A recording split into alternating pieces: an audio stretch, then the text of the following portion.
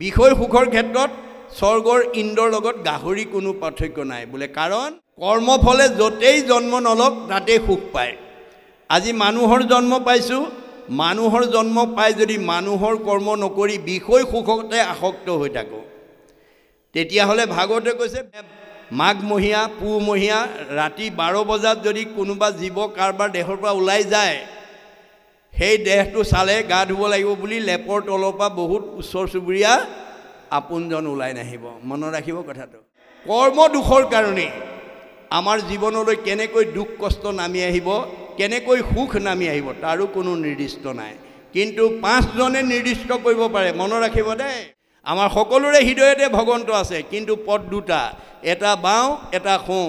এটা আগম এটা নিগম, এটা প্ৰবৃত্তি এটা নিৰ্বৃত্তি, এটা সকাম এটা নিষ্কাম, এটা সগুণ এটা নিৰ্গুণ। আমি কোনটো ল'ব লাগে?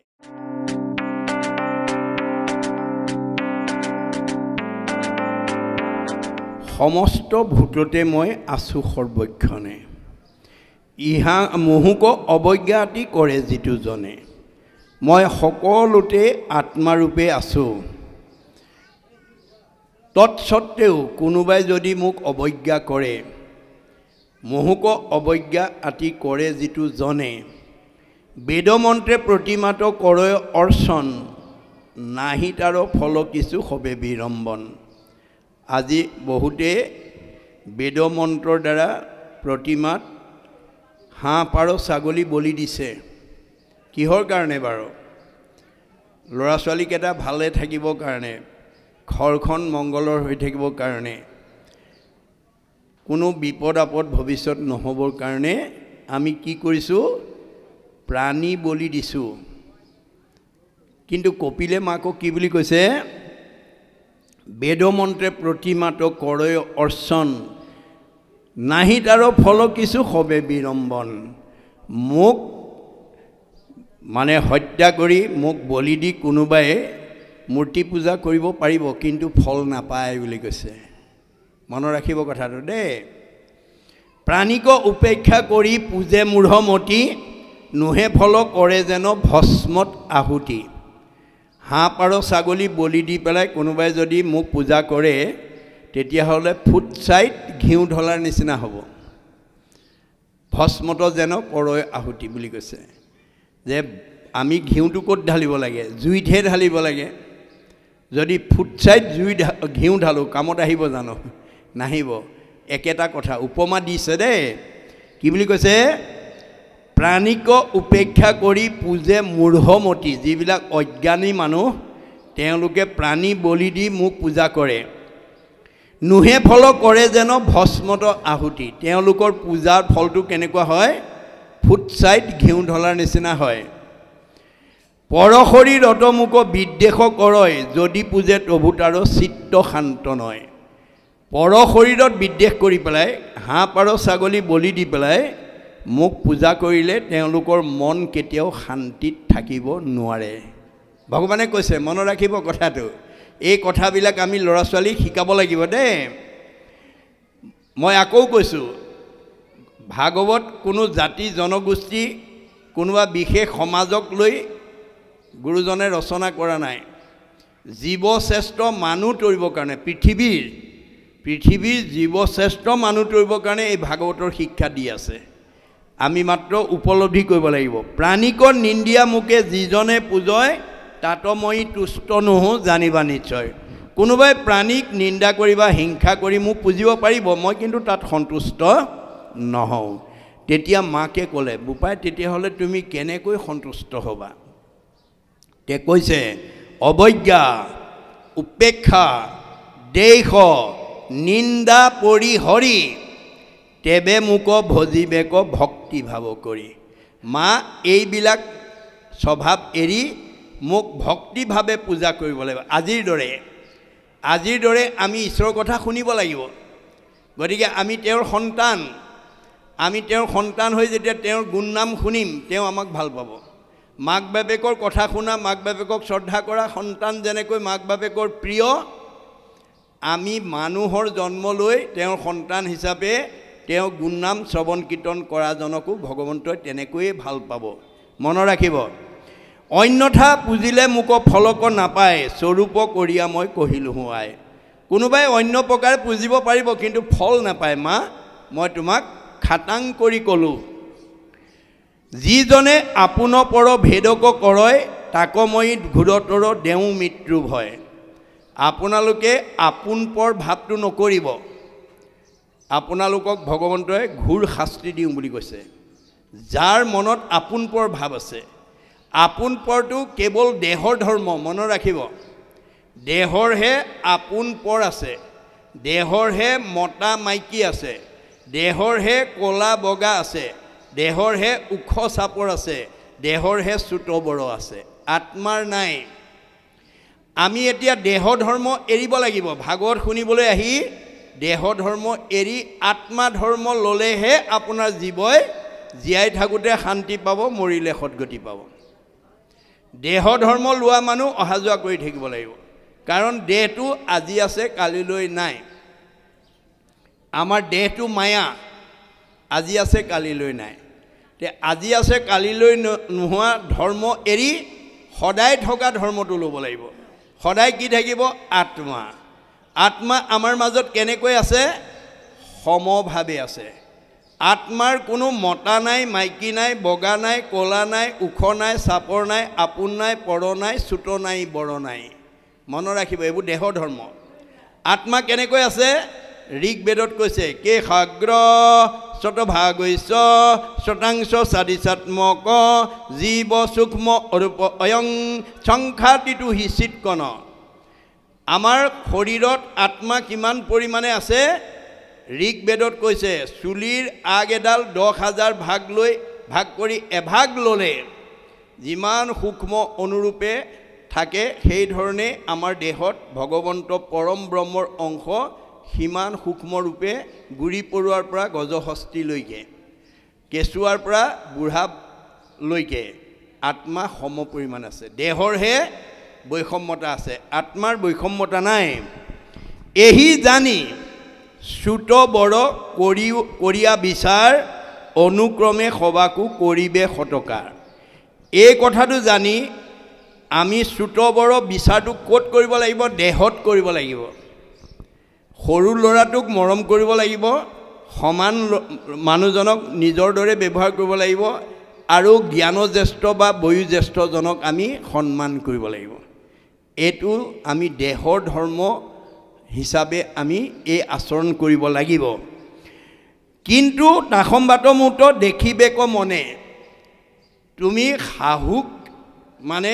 শ্ৰদ্ধা কৰিব লাগিব বোৱাৰীয়েকে কাৰণ শাহুৱেক তেওঁতকৈ বয়সত ডাঙৰ বা জ্ঞানত ডাঙৰ গতিকে সেইফালৰ পৰা বোৱাৰীয়েকে শাহুৱেকক শ্ৰদ্ধা কৰিব লাগিব শাহুৱেকেও বোৱাৰীয়েকক তেওঁতকৈ সৰু বুলি নিজৰ সন্তান দৰে ভাবিব লাগিব কাৰণ ভগৱন্ত চবতে আছে কিন্তু দেহৰহে ডাঙৰ সৰু আছে আপোন পৰ আছে চুট বড় আছে আত্মাৰ নাই গতিকে আত্মা ধৰ্ম যেতিয়া আমি ল'ম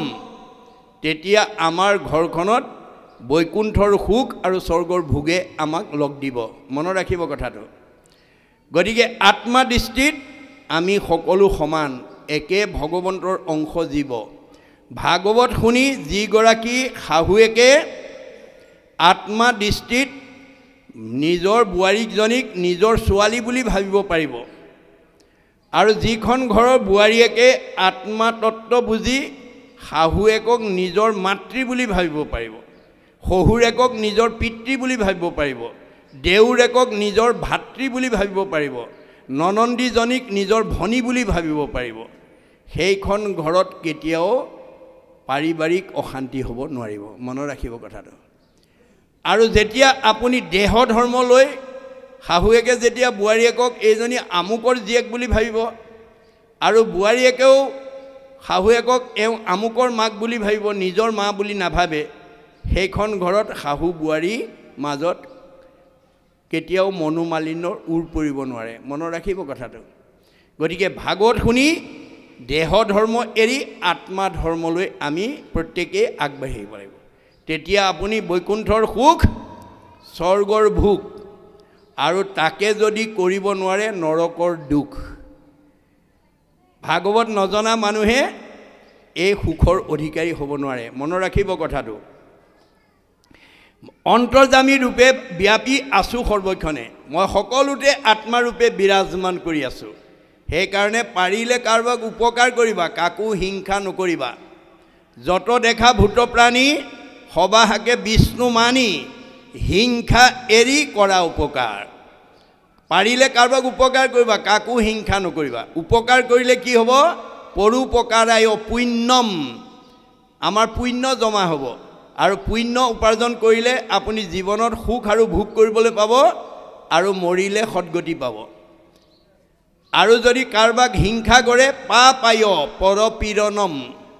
আপুনি কাৰোবাক হিংসা কৰিব পাৰিব পাপ হ'ব পাপ হ'লে কি হ'ব আপোনাৰ জীৱনলৈ দুখ দুৰ্গতি নামি আহিব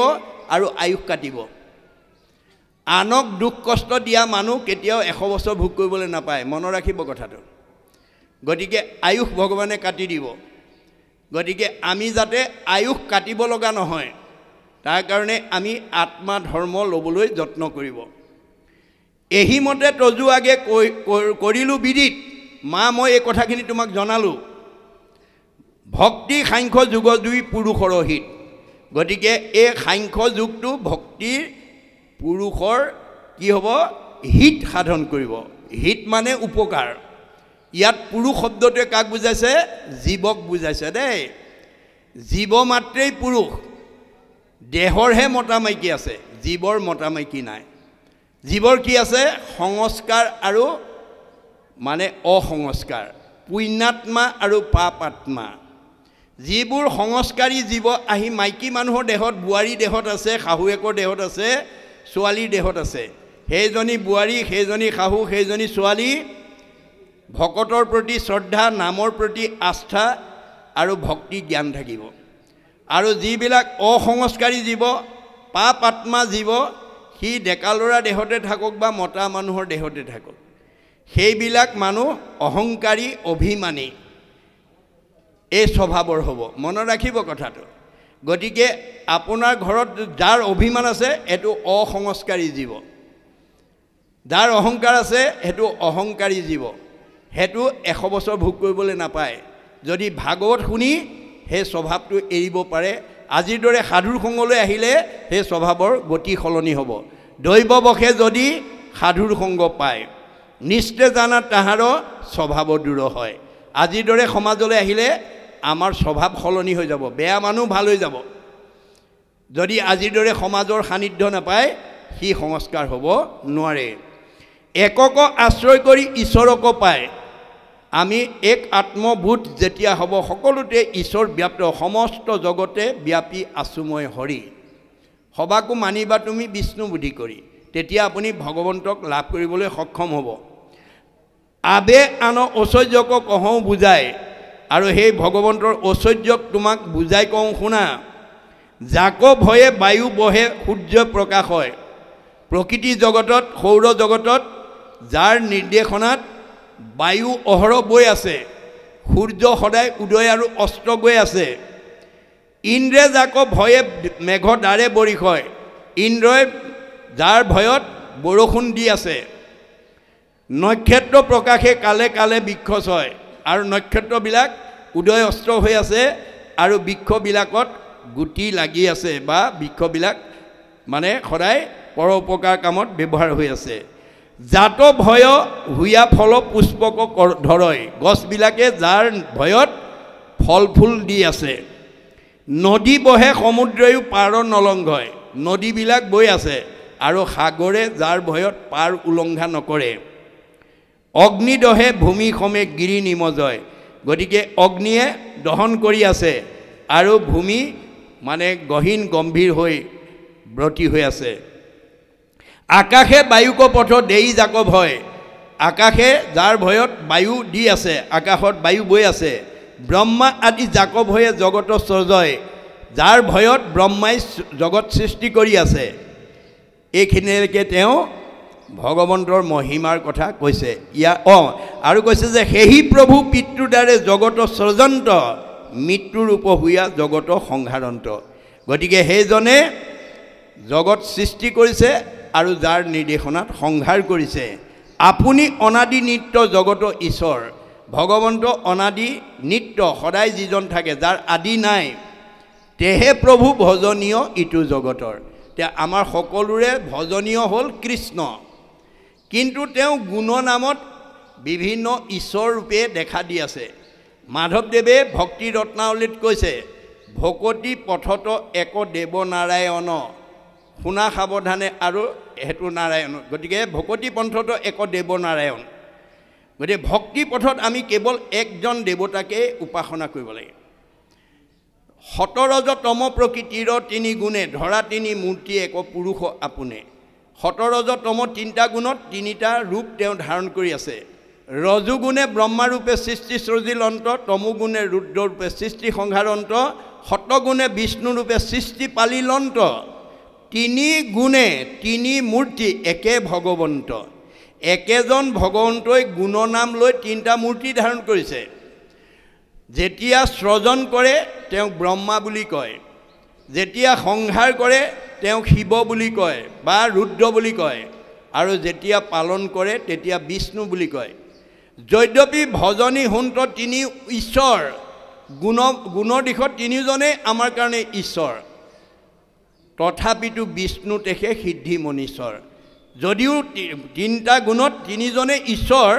কিন্তু আমি মানুহে কেৱল বিষ্ণুকে ভজিব লাগে ব্ৰহ্মা হৰক ভজিব নালাগে ঈশ্বৰ জ্ঞান কৰিব নালাগে আপোনালোকৰ এই সান্ধকোৱা গাঁৱত কমল নামৰ মাষ্টৰ এজন আছে কমল মাষ্টৰজন যেতিয়া সময়মতে স্কুলত যায় মানুহে দেখিলে কয় কমল মাষ্টৰ আহিছে যেতিয়া কমল মাষ্টৰে স্কুললৈ যোৱাৰ আগতে বাৰীতে মানে খেতি কৰিবৰ কাৰণে হালখনে গৰুহালে লৈ যায় তেতিয়া মানুহে দেখিলে ক'ব হালোৱা আহিছে আকৌ স্কুলৰ পৰা আহি পেলাই যেতিয়া মাছ কেইটামান ধৰোঁ বুলি জালখন বা জকাইখন লৈ যায় তেতিয়া কয় মাছুৱা বা জাকৈয়া আহিছে মানুহ একেজনে কিন্তু দেই গুণৰ নাম বেলেগ বেলেগ স্কুললৈ যাওঁতে কমলক মাষ্টৰ বুলি কৈছে হাল বাবলৈ যাওঁতে হালোৱা বুলি ক'লে আৰু মাছ মাৰিবলৈ যাওঁতে মচুৱা বা জালুৱা বুলি ক'লে একেজন মানুহে গুণৰ নামত তিনিটা নাম লৈছে মানুহ একেজনেই ভগৱানো একেজনেই যেতিয়া সৃষ্টি কৰে তেতিয়া ব্ৰহ্মা যেতিয়া সংহাৰ কৰে তেতিয়া শিৱ আৰু যেতিয়া পালন কৰে বিষ্ণু গতিকে এই গুণৰ নামত তিনিজনেই ঈশ্বৰ কিন্তু আমাৰ সিদ্ধি ক'ত হ'ব বিষ্ণু ভগৱানকহে আমি পূজা কৰিব লাগিব গতিকে আমি শিৱ বা ব্ৰহ্মাক বেলেগকৈ ভাবি পেলাই ভজিব নালাগে কৃষ্ণক পুজিলে পূজা সমস্তৰে হয় পৃথকে পুজিলে পূজা কেহু নলয় আপুনি মাত্ৰ ভগৱন্তক ভজিবৰ কাৰণে ল'ৰা ছোৱালীক শিক্ষা দিয়ক স্কুললৈ যাওঁতে কৰ্মস্থানলৈ যাওঁতে কোনো কৰ্ম কৰোঁতে ঈশ্বৰত অৰ্পণ কৰি কৰ্মবিলাক কৰিবলৈ কওক যিটোজনে যায় হৰি নাম সেৱী পাছত ফুৰে যত দেৱদেৱী যতেক তীৰ্থে তাক স্তুতি কৰৈ তাৰ বায়ু পাপ সমস্ত হৰৈ মনত ৰাখিব যিজনে যাত্ৰাকালত কৃষ্ণক সেৱা কৰি যাব কৃষ্ণ তেওঁৰ পিছত গুচি যাব এইটো বেদৰ মত ভগৱানৰ মত ভগৱান যেতিয়া যাৰ পিছত যাব সব দেৱতা তাৰ পিছত যাব আৰু সেইজনক কোনোবাই যদি বাটেদি যাওঁতে মাইকী মানুহে হওক বা মতা মানুহে হওক ডেকা ল'ৰাই হওক বা গাভৰু ছোৱালীয়ে হওক যাৰ মুখত ঈশ্বৰৰ নাম থাকিব যাৰ ঈশ্বৰৰ প্ৰতি ভক্তি থাকিব সেইজন ভকত কিন্তু মনত ৰাখিব সেইজনক বাটেদি যাওঁতে বাৰাণ্ডাৰ পৰা যদি আপুনি হাত দুখন বুকলৈ নি কৃষ্ণ বাপজন গৈছে আইগৰাকী গৈছে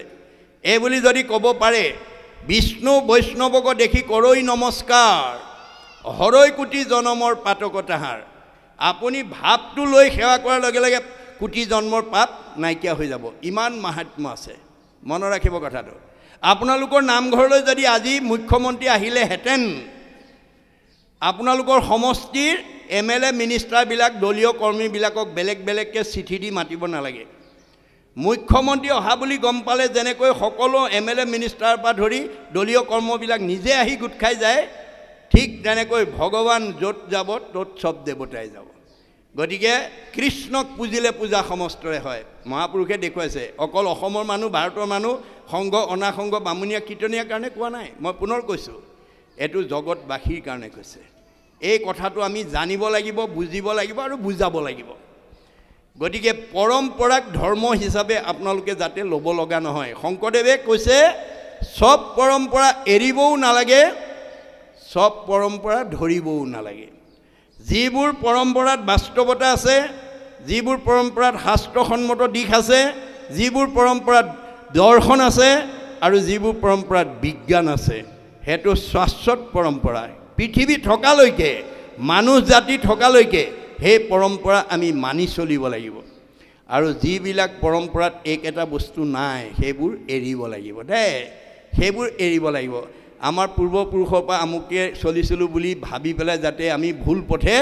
নিজেও যাব লগা নহয়, ল'ৰা ছোৱালীক আকৌ যাতে নিব লগা নহয়। আপুনি ভুল পথে ল'ৰা ছোৱালীক এৰি থৈ যাব পাৰিব, সমাজখনক এৰি থৈ যাব পাৰিব, কিন্তু আপোনাৰ জীৱৰ অৱস্থা ব্যাসৰ দৰে হ'ব। ব্যাসক ভগৱানে বেদজ্ঞ, শাস্ত্ৰজ্ঞ, টিকালজ্ঞ, ধ্যানত ভগৱানক সাক্ষাৎ কৰা দক্ষতা, যোগ্যতা দি পঠিয়াইছিলে। প্ৰয়োগ কৰিব নজনাৰ কাৰণে সেই ব্যাস জীৱন্ততে অসুস্থতাত ভুগিব লগা হ'ল। প্ৰথম স্কন্ধ ভাগৱতত কৈছে, দিনেক পূৰ্বতে পৰা সৰসূত ঋষি বদৰিকাশ্ৰমত আচন্ত ব্যাস বসী। কেনেকৈ আছে? উগুল থুগুল মন নাহি সুখ শান্তি, নপান্ত উপায় একো মনে গুণী গান্থি। উগুল থুগুল মন এটা লৈ পেলাই বহি আছে। কিয় তেওঁক অশান্তিয়ে পাইছে ভাবি চিন্তি ক'ব পৰা নাই। অধু মুখে আছে বসী, হুয়া নিশ বদ,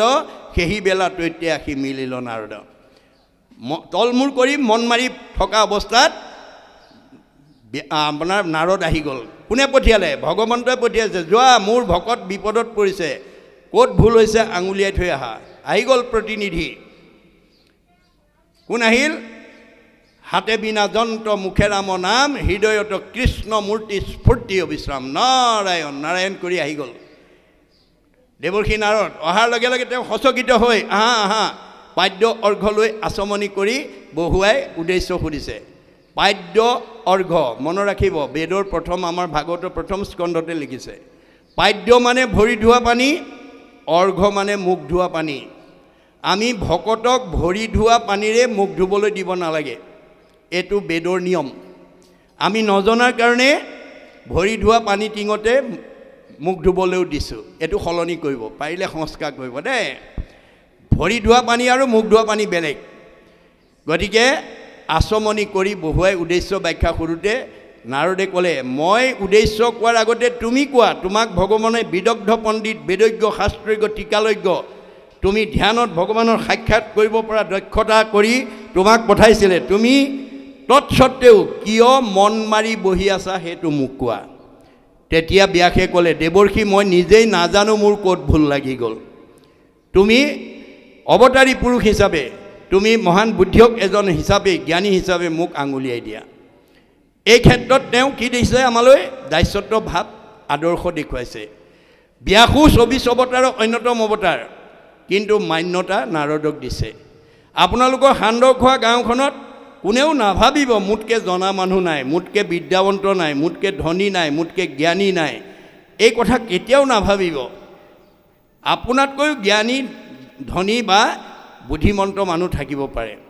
গতিকে অহংকাৰ ভাৱেৰে যাতে আমি কোনো কামতে আগবাঢ়িব লগা নহয়, এই তথ্য আমাক দিছে।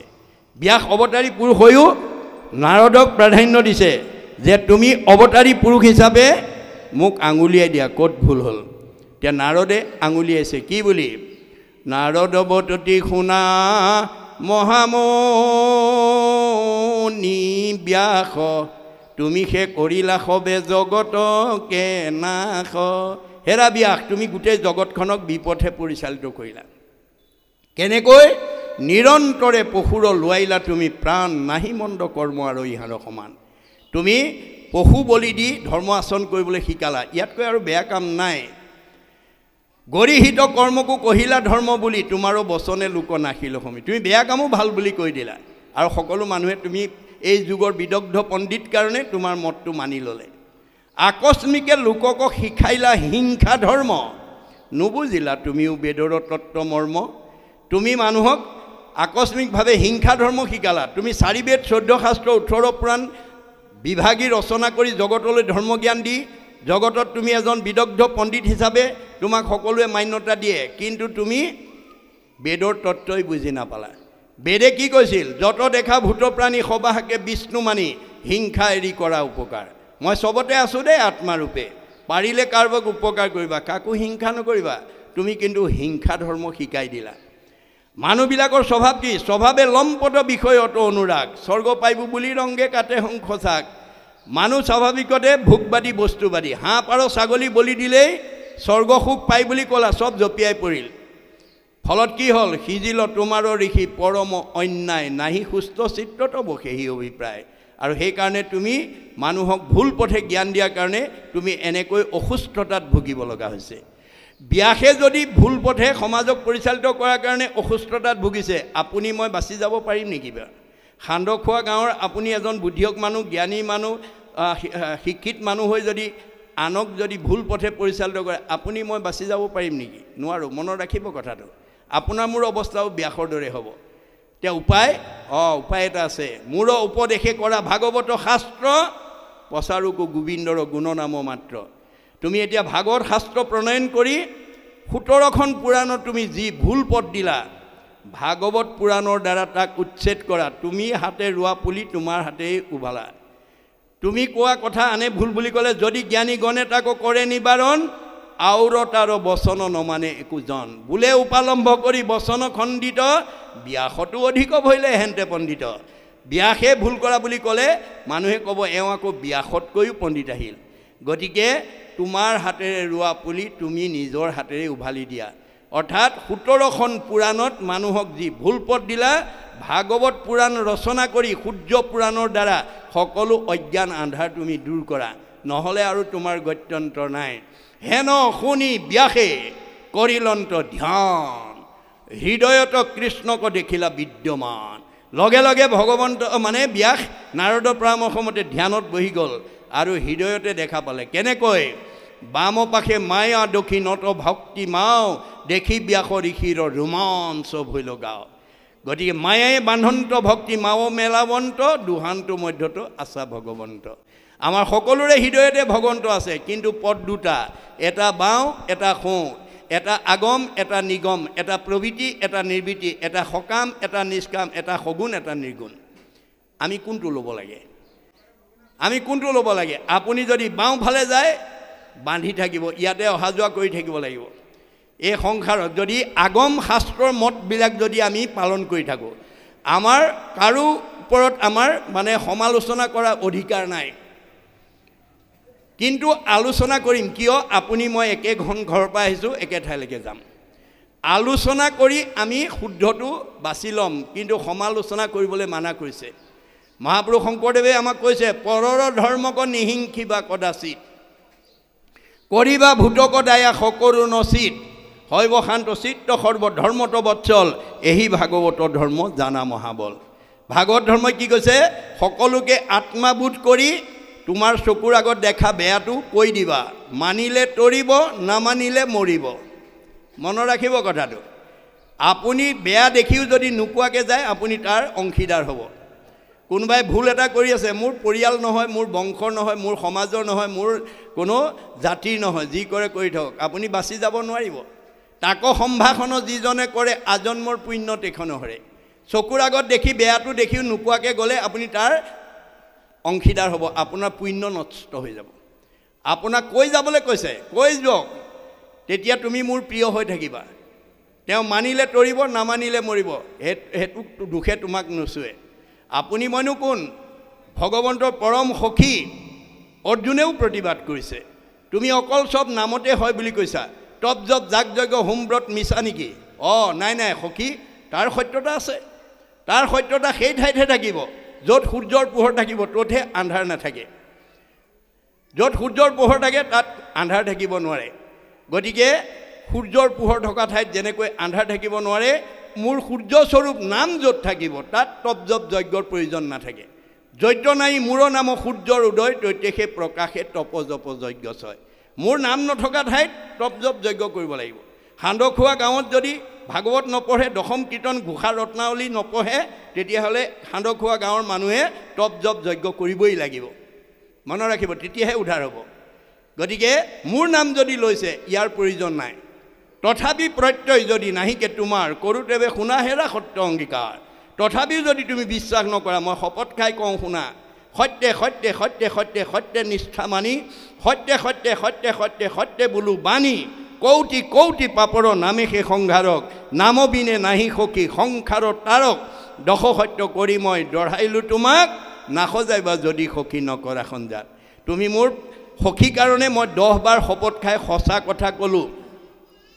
মানিলে তৰিবা নামানিলে মৰিবা তাৰ দুখে মোক স্পৰ্শ কৰিব নোৱাৰে স্বয়ং ভগৱানে নিজৰ সখী অৰ্জুনকে সেই অভিমত প্ৰকাশ কৰিছে গতিকে আপুনি ময়ো সঁচা কথা কৈ যাব আপুনি সমালোচনা নকৰিব আলোচনা কৰি শুদ্ধ পথটো দেখুৱাই যাওক এয়াই আমাৰ ধৰ্ম এয়াই আমাৰ নীতি এয়াই আমাৰ আদৰ্শ মহাপুৰুষে দি থৈ গৈছে কাৰণ আমি সব এক ঈশ্বৰৰ অংশ মনত ৰাখিব তোমাৰে সেই অংশ আমি যত জীৱ যা আত্মা দৃষ্টিত আমি একেজন ভগৱানৰ পৰাই আহিছোঁ তোমাৰ মায়াই প্ৰভু বান্ধিলে আমাক তোমাৰ মায়াই প্ৰায় আপোন পৰ চুত বড় উচ্চ নিচ আমি ভাবিছোঁ গতিকে প্ৰভু তোমাৰ ওচৰত আমাৰ এটা দাবী আছে দিও উপদেশ ভজু তোমাৰ চৰণে কৰ্মৰ বন্ধন সিন্ধু শ্ৰৱণ কীৰ্তনে আজিৰ দৰে ভক্তি কৰি যাতে তোমাৰ কৰ্মবন্ধ দুখৰ পৰা মই যাতে নিজক মুক্ত কৰিব পাৰোঁ সেই কৃপা তুমি মোক কৰিব লাগিব এয়া আমাৰ সকলোৰে দাবী হ'ব লাগিব দেই ভগৱানৰ ওচৰত এয়া এই নীতি আদৰ্শকে কপিল প্ৰভুৱে মাকক কোৱাৰ চলেৰে আমাক কৈ আছে ইয়াৰ পিছত কালৰ প্ৰভাৱ সংসাৰ আৰু তামসী গতি আমাক কালে কেনেকৈ প্ৰভাৱ পেলায় সময়ে আমাৰ জীৱনলৈ কেনেকৈ সুখ দুখ নমাই আনে এই কথা ইয়াৰ মাজেদি ক'ব সংসাৰ আৰু তামসিক গতি গতিকে আপুনি যদি এই তথ্য নাজানি আপুনি যদি মানে ইয়াৰ বিপৰীতে গৈ থাকে তেতিয়াহ'লে কালে আপোনাক তামসিক গতিত পেলাই দিব অৰ্থাৎ দুখ দুৰ্গতি মাজলৈ লৈ যাব আপোনাৰ জীৱনলৈ দুখ দুৰ্গতি নমাই আনিবলৈ ভগৱন্তৰ বেছি সময় নালাগে চক্ৰবৎ পৰিৱৰ্তনতে দুখানিছ সুখানিছ আপোনাৰ ভগৱন্তই সুখ দুখৰ চকৰিটো ঘূৰাই আছে দেই নাভাবিব কোনেও খান্দ খোৱা গাঁৱত মই সদায় ধনী মানুহ হৈ থাকিম কোনেও নাভাবিব মই সদায় দুখীয়া হৈ থাকিম কোনেও নাভাবিব মই সদায় সুখী হৈ থাকিম কোনেও নাভাবিব মই সদায় দুখী হৈ থাকিম গতিকে ভগৱন্তৰ মায়াৰ প্ৰভাৱে আমাৰ জীৱনলৈ কেনেকৈ পৰিৱৰ্তন আনিব ভাগৱতত কৈছে মাধৱৰ মায়াৰ কমনে পাৱে অন্ত অসহ্য দৰিদ্ৰ हुए দুখী ধনৱন্ত বহুত খান্দ খোৱা গাঁৱৰ দুখীয়া মানুহ ধনী হৈ যাব আৰু বহুত দুখী মানুহ সুখী হৈ যাব স্বৰ্গীয় নৰকে নৰকীয় স্বৰ্গে যায় সৰ্বকালে সুখ দুখ একো স্থানে নাই সংসাৰৰ সুখ দুখ জানা হবে মায়া তিলেকতে অন্তৰে যেন মেঘৰ যেন ছায়া আকাশৰ ডাৱৰ বতাহে কোন সময়ত কেনি উৰুৱাই নিব যেনেকৈ তাৰ কোনো নিৰ্দিষ্ট নাই কৰ্ম দুখৰ কাৰণে আমাৰ জীৱনলৈ কেনেকৈ দুখ কষ্ট নামি আহিব কেনেকৈ সুখ নামি আহিব তাৰো কোনো নিৰ্দিষ্ট নাই কিন্তু পাঁচজনে নিৰ্দিষ্ট কৰিব পাৰে মনত ৰাখিব দেই সন্ত মহন্ত ভক্ত বৈষ্ণৱ সাধু এই পাঁচজনৰ ভিতৰত গুণগতভাৱে আপোনালোকে নিজক যদি এজন কৰি ল'ব পাৰে মানুহেতো হিংসা কৰি নোৱাৰে স্বয়ং ভগৱানেও আপোনাক পদচ্যুত কৰিব নোৱাৰে ভকতিৰ ইমান মহিমা যিটো কথা প্ৰহ্লাদে আমাক দেখুৱাই থৈ গৈছে নিসিংহ প্ৰভুৱে তেওঁৰ পিতৃ প্ৰহ্লাদ পিতৃ হিৰণ্যকশিপুক বধ কৰাৰ পিছতো খং মাৰ যোৱা নাই দেৱতাসকল ওচৰ চাপিবলৈ সাহস কৰা নাই প্ৰহ্লাদক ক'লে যোৱা তুমি তুতি কৰা তেওঁ হাতজোৰ কৰি ক'লে প্ৰভু মোৰ দেউতাই তোমাৰ ওচৰত বহুত অপৰাধ কৰিলে মোৰ মুখলৈ চাই দেউতাক তুমি গতি দিব লাগে নিসিংহই হাঁহি পেলাই তেতিয়া কৈছে হেৰ প্ৰহ্লাদ তই হেন বৈষ্ণৱ পুত্ৰ ভৈলি যাৰ 21 পুৰুষ তই কৰিলি উদ্ধাৰ তোৰ দৰে বৈষ্ণৱ পুত্ৰই দেউতাৰ কথা বাদ দে অতীতা পুৰুষা সপ্ত ভৱিষ্যস্য চতুৰ্দশ নৰ তাৰ এতে সৰ্বান কলো কৃষ্ণ ইতি কীৰ্তনা কৃষ্ণ সংস্কৃতি অৱলম্বন কৰা সন্তানে অতীতৰ 7 পুৰুষ ভৱিষ্যতৰ 14 পুৰুষ 14 হাতে 21 পুৰুষ উদ্ধাৰ কৰিলি দেউতা তাৰ মাজতে গ'ল দেউতাৰ কথা ভাবিব নালাগে তেনেহ'লে মোক তোমাৰ ওচৰলৈ লৈ যোৱা নোৱাৰো তোমাৰ পুণ্য জমা হৈ আছে তোমাৰ পুণ্য জমা হৈ আছে তুমি ৰজা হ'বই লাগিব ৰজা হৈ ভোগভুঞ্জি পুণ্য কৰা ক্ষয় গতিকে আমি যেতিয়া সুখবিলাক ভোগ কৰি থাকিম পুণ্যবিলাক নাশ হৈ গৈ থাকিব গতিকে আকৌ যোগ কৰিব লাগিব নহ'লে আপোনাৰ জীৱনলৈ পৰিৱৰ্তন আহিবলৈ বেছি সময় নালাগে চাই থাকোঁতেই সান্দখোৱা গাঁৱৰ দেউতাক মাকৰ দিনত একোৱেই নাছিলে এতিয়া পুতেইঘাটৰ দিনত জয় জয় ময় হৈছে কাৰোবাৰ আকৌ মাক দেউতাকে বহুত সম্পত্তি দি থৈ গৈছিলে পুতেইঘাটৰ দিনত ভাগৱত দৰ্শন নজনাৰ কাৰণে বেছিখিনি আজৰি হৈছে এই পৰিৱৰ্তন আমাৰ জীৱনলৈ ভগৱন্তই আনিব ভাগৱত শুনা মানুহক ভগৱানে প্ৰদক্ষিত কৰিব নোৱাৰে সেইকাৰণে ভাগৱত শুনিবলৈ আহিব লাগে ইয়াৰ পৰৱৰ্তী কথাখিনি আমাক কি বুজাব গৈছে আমি পদবন্ধে আলোচনা কৰিম ভাগ কৃষ্ণ ৰাম ঈশ্বৰৰ মহিমাক কৰিলো বৰ্ণন তাক তুমি ৰংগমনে কৰিলা শ্ৰৱণ কালৰ প্ৰভাৱ সমে জীৱৰ সংসাৰ কহুৱাবে তাক সবে শুনা পুনবাৰ ৰাম কালে ইটো লোক সমস্তকে চলায় তভু তাৰ বিক্ৰমক কেহুনো বুজয় বায়ুৱে মেঘক যেন ভমাৱে শূন্যত তভু নুবুজয় মেঘে বায়ুৰ মহত সুখ পাইব বুলি নানা কৰয় প্ৰয়াস জীৱা অৰ্থে আৰ্জে তাকো কালে কৰে নাশ তেবে তাৰ অৰ্থে সুখ কৰে দিন ৰাতি কালৰ বিক্ৰমতাক বুজি বাহা আতি গৃহ ক্ষেত্ৰ পুতমিত দেহ আদি যত ইটো সবে মিছা পৰ মাৰ্থ বিচাৰত ৰাম মুহূৰ্ত দুৰ্মতি সবে সত্য মানে মনে তাহাৰ বিনাশে সুখ পাৱে সি কাৰণে ঘোৰ সংসাৰত যেই জুনি যায় নাহি বিৰকতি তৈতে সুখ পায় নাৰকী শৰীৰ পাই বিস্তামুত খায় তভু তাৰ দেহ এৰিবাক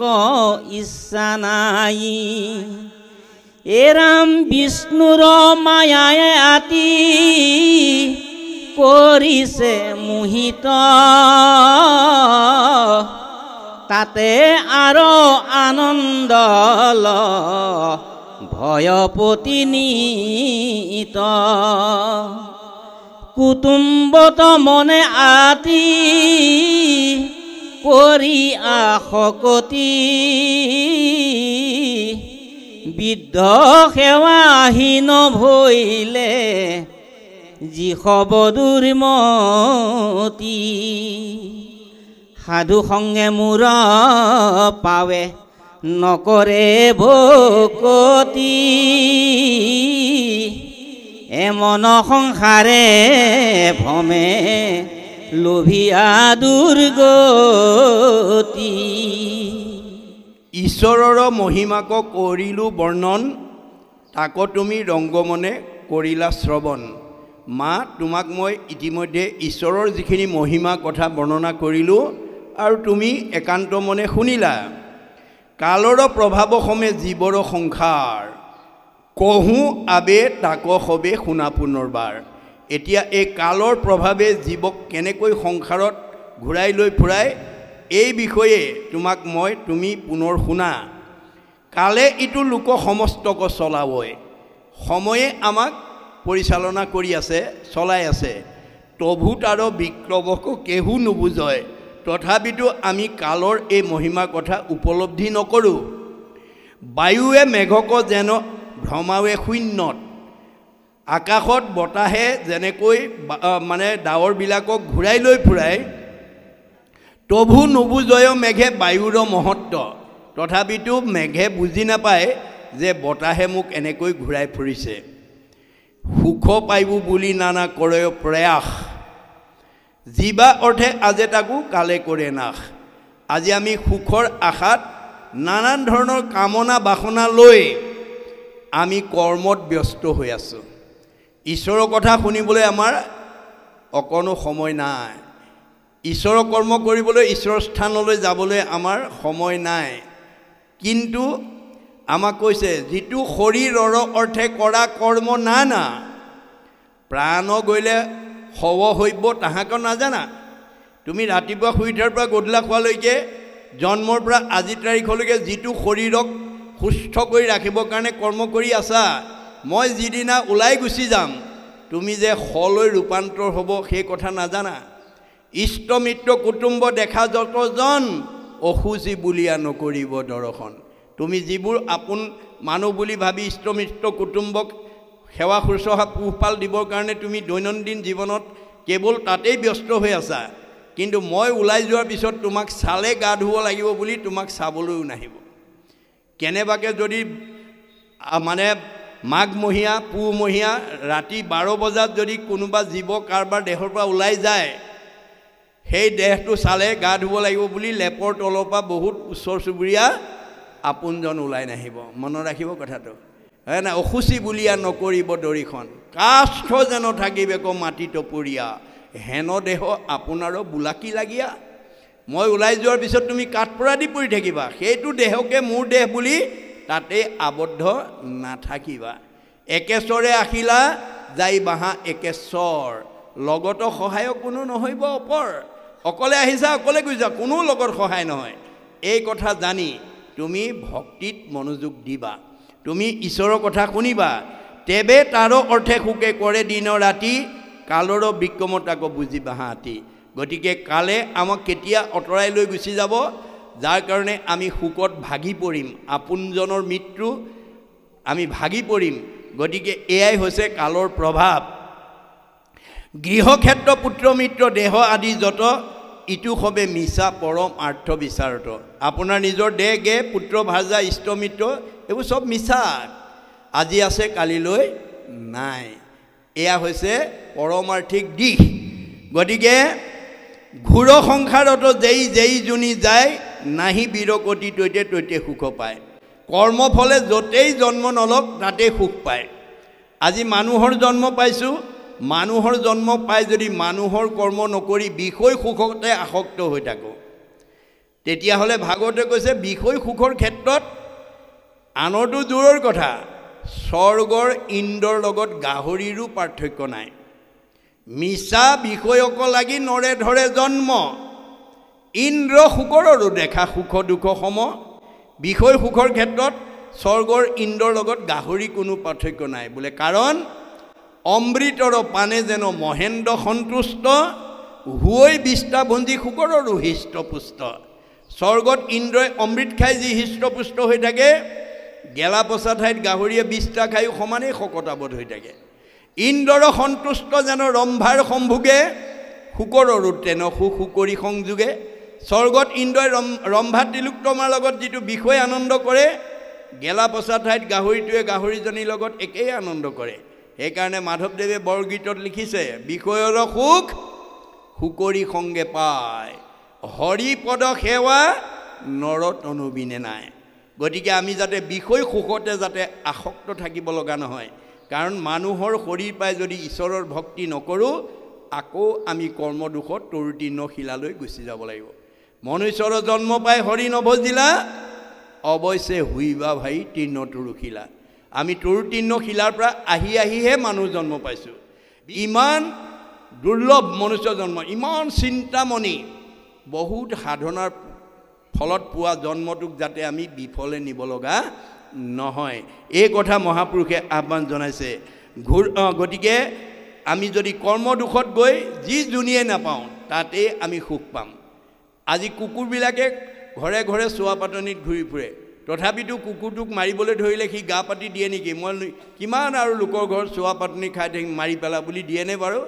নিদিয়ে কুকুৰটো দূৰৰ কথা 20টাৰ পোক এটাক আপুনি মাৰিবলৈ ধৰিলে সিও আকৌ লৰ মাৰি 20টাতেই সোমায় অৰ্থাৎ এই দেহৰ মায়া দেহৰ মোহটো সকলোতকৈ বেছি দেহটো য'তে থাকক সি সেইটো দেহকে লৈ সুখ অনুভৱ কৰে গতিকে নাৰকী শৰীৰ পাই 20টা মূত্ৰ খায় তবু তাৰ দেহ এৰিবাক ইচ্ছা নাই যে মানে নাৰকীৰ শৰীৰ পায়ো 20টা মূত্ৰ খাই থাকে তথাপিও সি মৰিবলৈ ইচ্ছা নকৰে বিষ্ণুৰ মায়ে আতি কৰিছে মোহিত এয়াই হৈছে বিষ্ণুৰ মায়াই আমাক মোহিত কৰি ৰাখিছে তাতে আৰু আনন্দ লভয় প্ৰতিনিত আৰু তাৰ সুখতেই জীৱ সদায় আবদ্ধ হৈ থাকে কুটুম্বত মনে আতি কৰি আশগতি বৃদ্ধ সেৱা হীন ভৈল যি হ'ব দুৰ্মতি ইষ্টমিত্ৰ কুটুম্বক পোহপাল দিয়া কামতে যিবিলাক মানুহ আসক্ত হৈ থাকে আৰু যেতিয়া বৃদ্ধ হৈ যায় সেইসকল মানুহে